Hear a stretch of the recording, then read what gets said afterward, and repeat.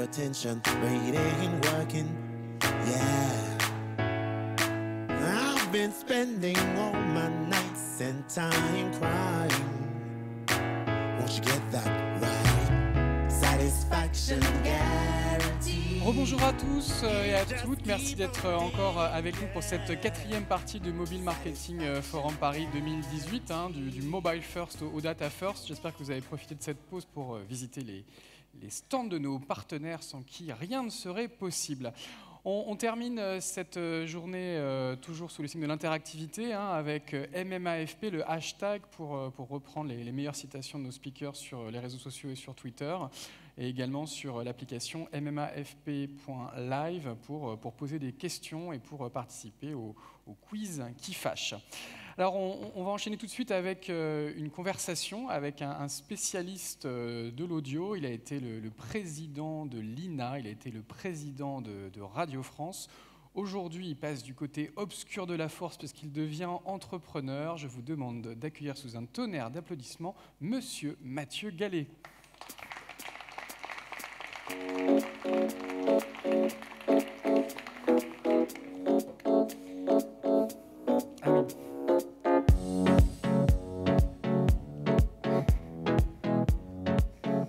Ce serait compliqué de parler d'audio sans micro, si oui.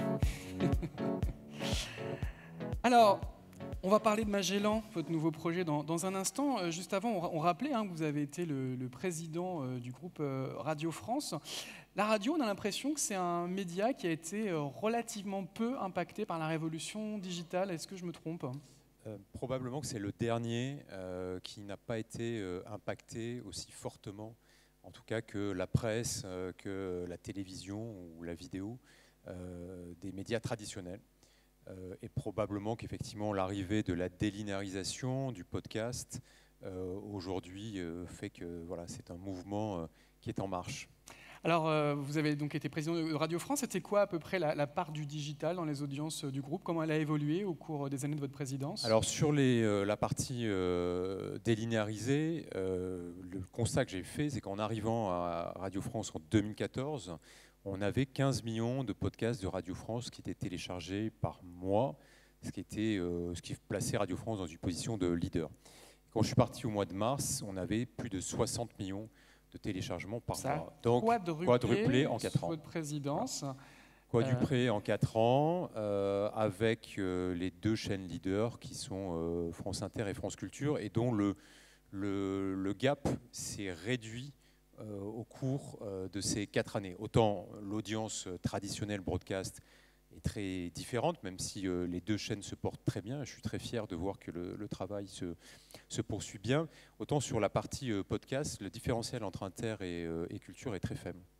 Alors donc une croissance de cette consommation digitale, mais est-ce que c'était une consommation mobile first ? Est-ce que les podcasts étaient principalement lus sur smartphone ? Forcément, puisque aujourd'hui, si on en croit la dernière étude qui date du printemps que Médiamétrie avait fait, c'était autour de 4 millions, je crois, d'utilisateurs mensuels de podcasts en France. Sur ces 4 millions, environ 17 podcasts sont écoutés par auditeurs, et 17 sont téléchargés, et 14 sont écoutés. Donc un niveau d'engagement très fort. Par ailleurs, ce qui était montré, c'est qu'aujourd'hui, l'audience mobile, c'est un peu plus de 12% de l'audience de la radio. En général. En général. Et que le portable est la première source de ces 12%. J'ai plus le chiffre en tête, mais ça paraît assez logique, puisque au fond, la radio, c'était le transistor. On est tous un peu trop jeunes probablement pour avoir connu ça, mais le mobile est devenu le transistor digital. Alors donc un poids du digital qui grossit dans cette industrie de la radio, et puis une bascule qui se fait avant tout sur mobile. En matière de business, alors pour un groupe comme Radio France, un groupe public, évidemment, ce n'était pas forcément le premier des sujets, mais si. En fait, c'était vraiment un sujet, puisque vous savez que Radio France ne pouvait accueillir que des annonceurs publics ou parapublics jusqu'au 1er avril 2016, et c'était un vrai travail de conviction pour convaincre l'État, l'actionnaire, de pouvoir changer ces règles-là. et de pouvoir ouvrir les antennes de Radio France à l'ensemble des annonceurs, donc ce qui est le cas depuis avril 2016, et ce qui donc a permis effectivement de créer une vraie dynamique sur les recettes publicitaires de Radio France, de varier aussi le type d'annonceur, parce que d'avoir toujours les mêmes annonceurs sur une antenne, ça colore votre antenne, surtout quand on est en fin d'année et qu'on a de la prévention, de l'assurance, de la convention obsèques, des dons. Ça donne vraiment l'impression qu'on n'est pas très en forme quand on est auditeur de cette radio-là. Donc c'était aussi un sujet éditorial. Aujourd'hui, c'est derrière Radio France et je pense que ça bénéficie tout simplement au marché de la radio puisque Radio France est un petit acteur de la publicité, mais c'est quand même un acteur en termes d'audience important, dont les volumes sont réduits, donc ce ne sera jamais une recette importante pour Radio France, mais quand même ça donne une dynamique au marché de l'audio en général. Et nous avions ouvert il y a pile 2 ans, en décembre 2016, la publicité sur les podcasts. Et je crois qu'aujourd'hui, ça représente un chiffre d'affaires qui est assez appréciable pour Radio France. Et donc ça montre qu'il y a aujourd'hui un marché qui est en train de se développer, de la publicité sur les podcasts. Et quand le leader prend une part importante, ça veut dire qu'il y a de la place pour d'autres acteurs. Alors parmi ces autres acteurs, il y en a un nouveau qui arrive, qui s'appelle Magellan.audio. On peut parler de start-up ? Oui, c'est vraiment une start-up, puisque Magellan.audio, c'est notre site internet. C'est une plateforme de distribution, d'agrégation et de production de podcasts. Donc en fait de contenu audio parlé, c'est-à-dire sans musique. Sans l'écoute de musique, puisqu'on a déjà un certain nombre de plateformes.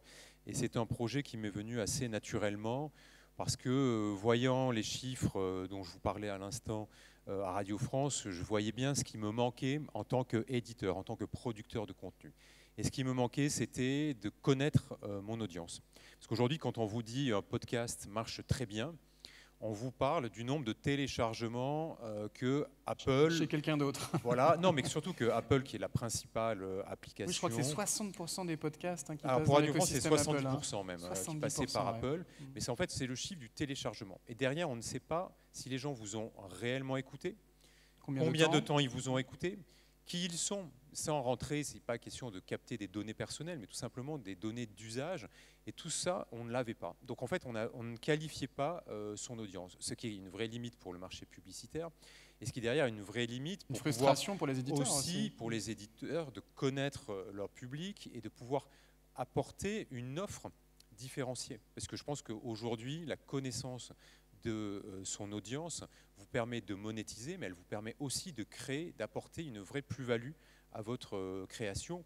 Et donc moi j'avais fait ce constat et je me suis dit mais c'est ça qui nous manque en tant qu'éditeur et c'est le projet sur lequel j'ai envie aujourd'hui de m'investir, c'est de créer cette plateforme qui sera positive pour les éditeurs, positive pour les utilisateurs aussi, puisque je crois que si dans la salle un certain nombre de gens écoutent des podcasts, on a tous un mal fou à pouvoir trouver, retrouver et encore plus découvrir des contenus, c'est par du bouche à oreille aujourd'hui, un peu à l'ancienne, qu'on va dire tiens, j'ai découvert tel podcast et tout ça. Donc il n'y a vraiment pas de découverte, c'est-à-dire que la partie découvrabilité, comme disent les Québécois, est très limitée sur les applis. Quelle va être la valeur ajoutée de Magellan là-dessus ? Voilà, la valeur ajoutée qu'on va chercher, c'est à la fois de la recommandation par l'algorithme, on investit beaucoup sur la technologie, sur l'algorithme. Sur la base de nos préférences, c'est ça ? C'est aussi sur la base de vos écoutes précédentes, de vos habitudes, de ce que vous avez aussi renseigné ou voulu renseigner de vos goûts,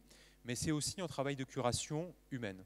Parce que je crois que vraiment, ce qu'il faut pour l'utilisateur, c'est à la fois d'être accompagné, de pouvoir retrouver facilement, de pouvoir chercher et de pouvoir découvrir, et pas seulement parce que voilà, vous aimez la musique rock, on va vous proposer encore une émission sur la musique rock. Oui, il y a toujours ce risque d'être enfermé dans une bulle, et l'idée c'est de pouvoir qui nous renvoie toujours nos préférences. Pouvoir faire découvrir, et ça je pense qu'il n'y a rien de tel qu'un travail d'éditorialisation qui passe donc par de l'humain, donc Magellan ça va être aussi ce travail-là.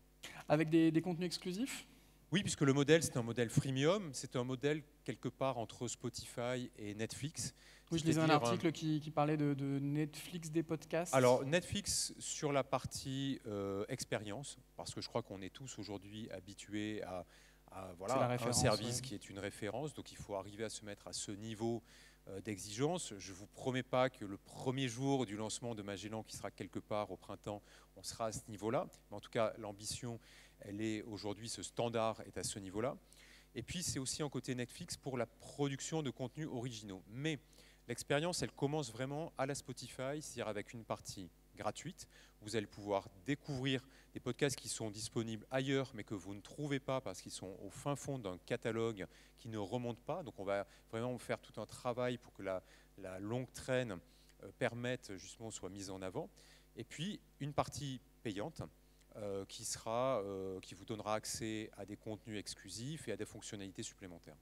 Alors comment vous allez distribuer Magellan.audio? J'imagine que dans un premier temps, ce sera une application pour smartphone, tout simplement? Oui, on va commencer d'abord par être une application pour smartphone, puisque la consommation, on le disait, de l'audio, elle est quand même aujourd'hui largement sur le portable. Ensuite, quelques mois après, ce sera aussi un site, parce que 30% de l'écoute se fait sur des ordinateurs.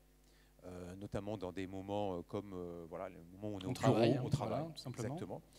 Et puis bien sûr, il y a tout l'aspect smart speaker, donc les enceintes connectées, qui sont aussi un prolongement naturel de la place d'une application comme la nôtre, d'une offre comme la nôtre. Il y aura une skill Magellan Audio Alors, chez Amazon, oui, chacun par exemple. appelle skill ou je ne sais plus les autres noms chez les autres, mais bien sûr, il y a un besoin aujourd'hui de pouvoir être présent sur ces nouvelles plateformes. Il y a la question de la voiture.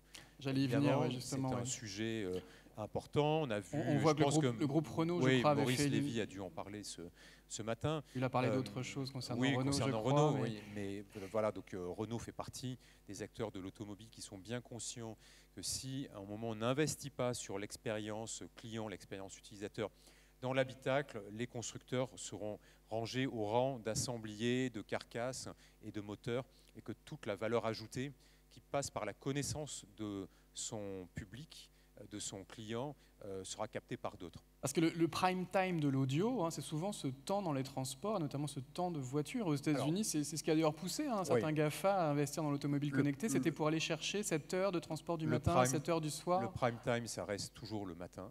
Ouais.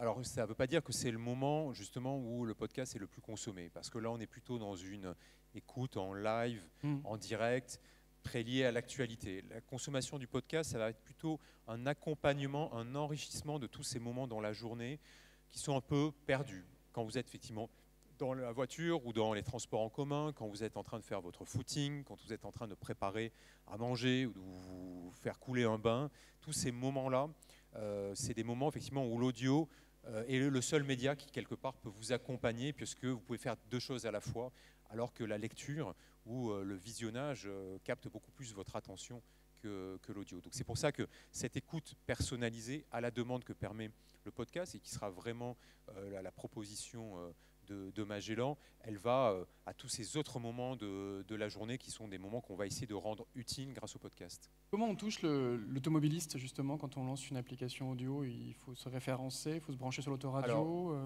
Alors ça dépend des systèmes. Je pense qu'avec le système de Bluetooth, vous avez un accompagnement de votre mobile, de votre smartphone, jusque sur l'écran de votre voiture. Et puis je pense que tout ça va effectivement avancer, qu'il y a des vrais sujets d'onboarding de ces applications dans les tableaux de bord des voitures, et que voilà, dans les années à venir, tout ça va encore évoluer.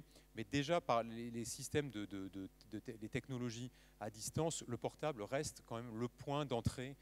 Et c'est pour ça qu'on mise énormément sur une application. On parlait de distribution. Les GAFA sont des plateformes. Ils ont aussi aujourd'hui des podcasts, notamment Apple, on l'évoquait.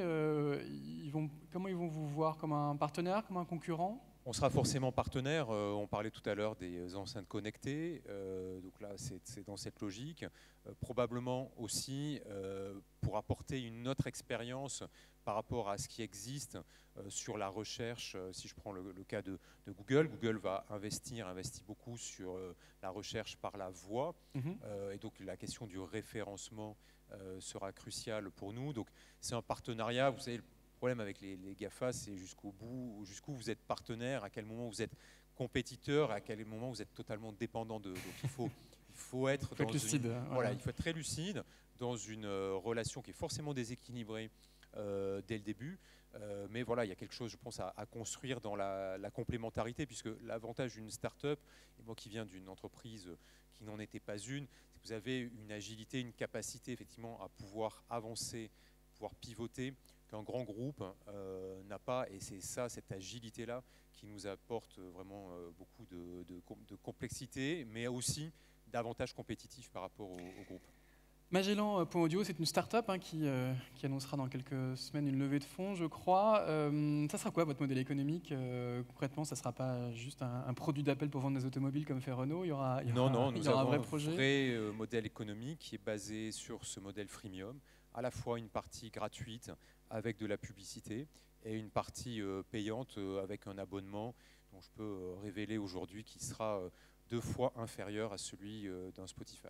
Ah, ça c'est une annonce intéressante. Sur la partie publicitaire, l'un des grands enjeux aussi des prochaines années, ça va être de délinéariser la publicité, de créer de la publicité audio programmatique. Personnalisée, qui soit effectivement une publicité qui n'agresse pas, ce qui est toujours la complexité à la radio. Je trouve que voilà, on n'a toujours pas trouvé, ou elles sont rares les publicités qui à la radio au fond participent au programme. Et je pense que vraiment c'est un enjeu publicitaire important pour le podcast, qui est quand même un média de l'intime, un média qui parle à l'imaginaire, un média très personnel. Donc d'avoir une publicité qui ne vient pas gâcher cette expérience-là, mais qui au contraire vient l'accompagner, vient se fondre dans le programme. Donc c'est vraiment un travail, je pense, de création, de personnalisation par effectivement l'aspect programmatique. On parlait de géolocalisation tout à l'heure, on pourrait imaginer demain des publicités audio géolocalisées en fonction de la localisation du mobile. De même que les programmes qui seront proposés pourront être géolocalisés. Très bien, on pourrait effectivement exploiter les données audio. C'est quoi les prochaines grandes étapes pour Magellan.audio? Donc c'est le lancement au printemps, vous nous avez dit. Un lancement au printemps, quelque part entre mars et avril. Pour l'instant, on est on time. On vient de boucler notre levée de fonds, ce qui était un préalable important. Félicitations, vous annoncerez dans la presse dans quelques semaines le montant. On annoncera dans quelques temps qui investit dans Magellan.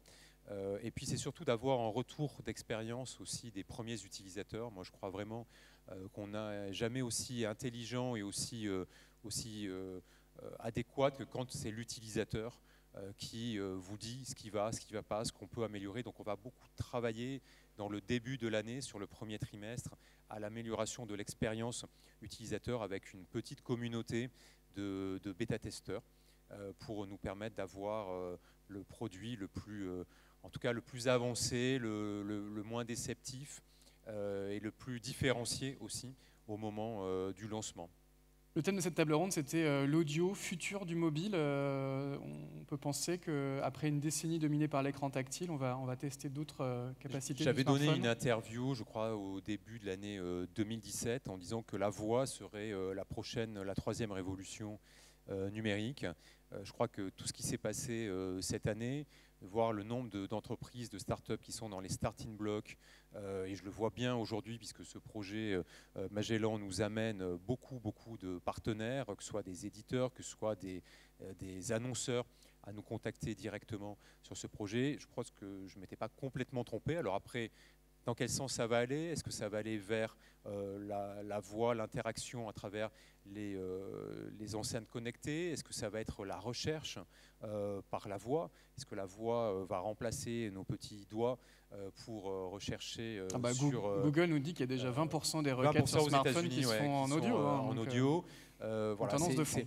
C'est une vraie tendance de fond. La voix et l'audio, ça parle à un seul sens. C'est-à-dire que ça mobilise votre attention de façon très différente des autres médias. Et je pense que c'est vraiment le média de l'accompagnement par excellence et le média de la personnalisation aussi par excellence. Une dernière question. Il y a bientôt 500 ans, l'explorateur Ferdinand de Magellan, dont le nom a donné le nom de votre start-up, débutait le premier tour du monde. Vous, qu'est-ce que vous espérez découvrir dans ce nouveau monde digital? On va surtout essayer de faire découvrir aux autres.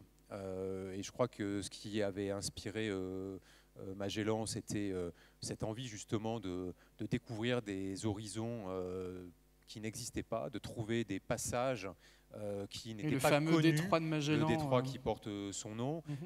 in fine, c'est le premier, ou plutôt son équipe était la première à faire le tour du monde. C'est ce que je souhaite aussi pour Magellan, puisque notre ambition, elle est globale.